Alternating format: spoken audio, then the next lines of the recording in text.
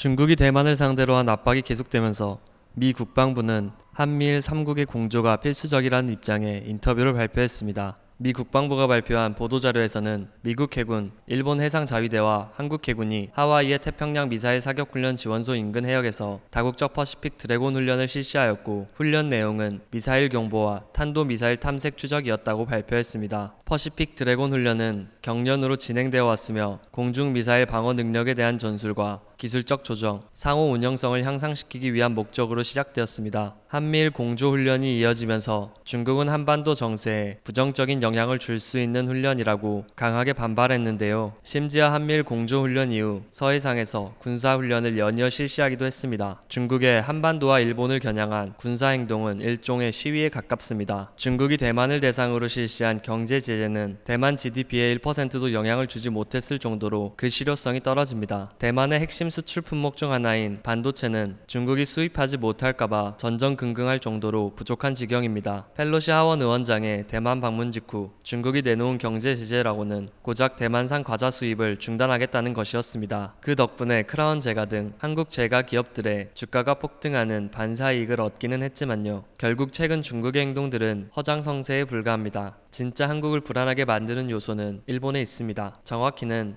일본 해상자위대의 역량입니다. 영상을 통해 자세히 한번 알아보겠습니다.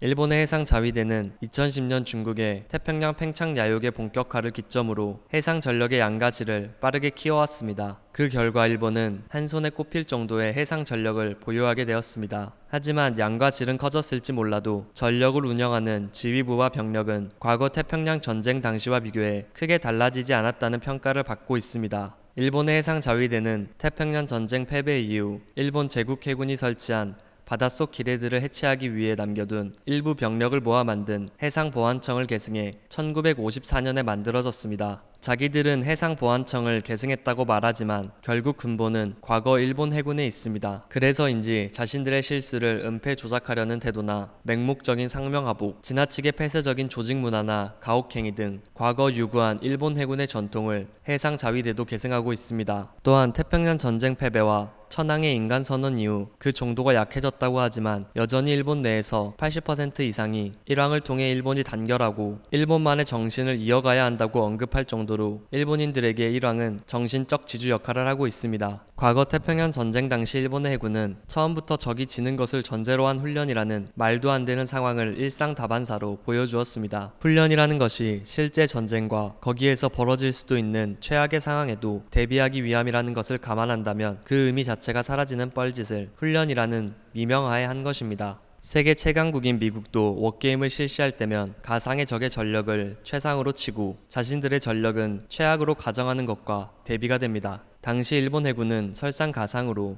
이런 훈련을 하면서도 결과가 불리하게 나오면 판을 뒤집어 엎는 수준의 조작질을 공개적으로 했습니다. 사실 이러한 행동들이 일본인들에게 놀랄만한 일도 아닌 것이 지나친 상명하복에 길들여진 상황 때문에 상관과 주변의 눈치를 의식하고 판단을 공정하게 내리는 게 불가능한 문화가 한몫한 것입니다. 또한 당시 일본인의 90%가 일왕을 진짜 신의 핏줄이라고 믿고 있던 터라 자신들이 질 거라는 생각조차 전혀 하지 못하고 있었습니다. 그렇다 보니 꼼수에 꼼수를 이어가며 엉터리수를 두었을 것이 뻔하고 이것이 잘못되었다는 생각조차도 하지 못했습니다. 미드웨이 해전 직전 벌어진 워게임을 예로 들자면 미국 항공모함에 의해 4척뿐인 일본 항모 중 2척이 침몰하고 2척이 대파되는 결과가 나오자 그런 일이 벌어질 리 없다며 도로 부활시킨 사태까지 벌어졌을 정도입니다. 이는 당시 대한군 지휘관이자 판정관을 겸했던 참모장이 일본군에게 불리한 결과가 나오자 폐하의 정강인 항공모함에 기량이 엉망진창인 미군기가 감히 폭탄을 떨어뜨릴 리 없다는 억지를 부리는 동시에 미군의 폭격 명중률은 우리군 명중률의 3분의 1 수준이다. 그러니까 피해량도 3분의 1로 계산해야 한다는 기적의 논리를 내세워 패배 결과를 뒤집었습니다. 이후 실제 있었던 미드웨이 해전에서 미군은 일본 해군에게 단 한 발밖에 맞추지 못했습니다. 당초 워게임 당시 예상했던 3발보다 한참 모자란 명중률을 보여 일본 지휘관의 말이 맞는 것처럼 보였습니다.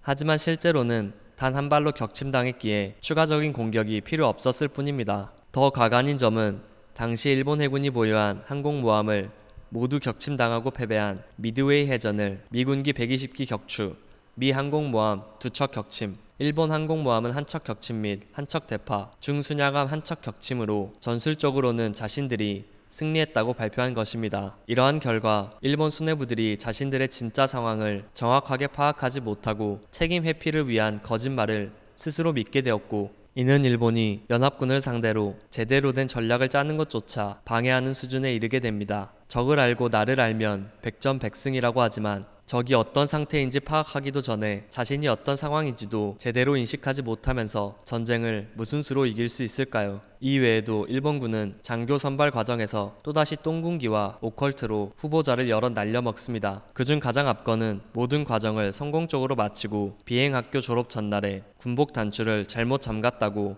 복장 불량으로 퇴교시킨 사건입니다. 사카이 사부로는 자서전인 대공의 사무라이에서 이런 식으로 사소한 규정 위반에도 정신머리가 썩었다면서 퇴교시킨 사례가 한 번이 아니라 다반사였다고 서술합니다. 그리고 20여 명을 일렬로 앉혀놓은 뒤 비행기로 이륙한다고 생각하고 뛰어 말하며 훈련생들을 서전트 점프로 날게 만든다는 황당한 감옥이 정식 훈련 과정으로 있었고, 훈련생에게 행하는 신체 검사 중에는 손금과 골상학 검사도 있었습니다. 또한 일본군의 야전 암호 관리는 상당히 허술해서 일본도 자신들의 암호가 뚫리고 있다는 걸 어느 정도 눈치채고 있음에도 불구하고 미국 놈들이 우리 거 읽고 있다는 의심이 드니까 조심해라 라고 전문을 보내고 암호기계에 국가기밀이란 에나멜 스티커를 붙이는 것 말고는 아무런 조치를 안 하기도 했습니다. 이런 황당무계한 행동들은 일본 자위대도 답습하고 있습니다. 과거 해상자위대 잠수함이 어선과 충돌해 47명의 사상자라는 인명피해를 냈지만 잠수함의 지휘관들이 자신들의 실수를 은폐하려고 항해 일지를 조작하기도 했습니다. 또 다른 사례로 미 해군 예인기를 일본 함장이 표적으로 오인하여 격추하기도 했습니다.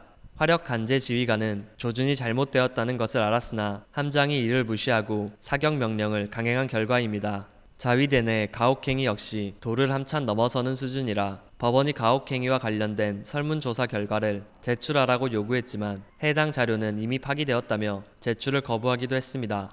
이외에도 공개된 것만으로도 수많은 민간 어선과의 추돌 사고와 은폐 시도, 그리고 승무원들의 자살 사건들이 줄줄이 나오고 있습니다. 일본이 바다에서 벌이는 뻘짓은 아마도 일본군 해군을 직속으로 계승했다고 보기는 어렵지만 해상자위대 장교를 양성하는 해상자위대 간부후보생 학과에는 과거 일본 해군병 학교의 전통적인 정신교육을 그대로 받고 있기 때문인지도 모르겠습니다. 더 큰 문제는 일본 해상자위대의 뻘짓은 그나마 다른 자위대에 비하면 양반인 수준이란 점입니다. 일본인들의 해상자위대에 대한 애정은 유독 깊습니다. 호위함 출정식이 있는 날이면 수만 명이 몰려 구경을 하고 이를 보기 위해 먼 길을 마다하지 않을 정도입니다. 실제로 관함식이 있는 날이면 인근 숙박시설에 빈방이 없을 정도라고 합니다. 그리고 해상자위대는 자위대 중 유일하게 최대 정원과 유사한 근무 인원을 유지하는 곳입니다. 그래서 그나마 눈치를 보고 있는데도 이 정도인 것입니다. 한국이 동북아시아를 떠나 새로운 곳에 터전을 잡지 않는 이상 일본과 어느 정도의 군사협력은 필요악입니다. 그래서 적어도 목숨이 왔다 갔다 할 수 있는 군사작전에 한해서는 믿을 만한 동맹이 될 필요가 있습니다. 그렇기 위해 과거 있었던 일본 해상자위대의 초계기가 저공 비행을 해 한국을 먼저 도발해 놓고 사실을 왜곡하는 재벌은 남 못 주는 태도는 반드시 버려야 할 태도입니다. 지금까지 유구한 뻘짓의 역사를 가진 해상자위대에 대한 뉴스였습니다.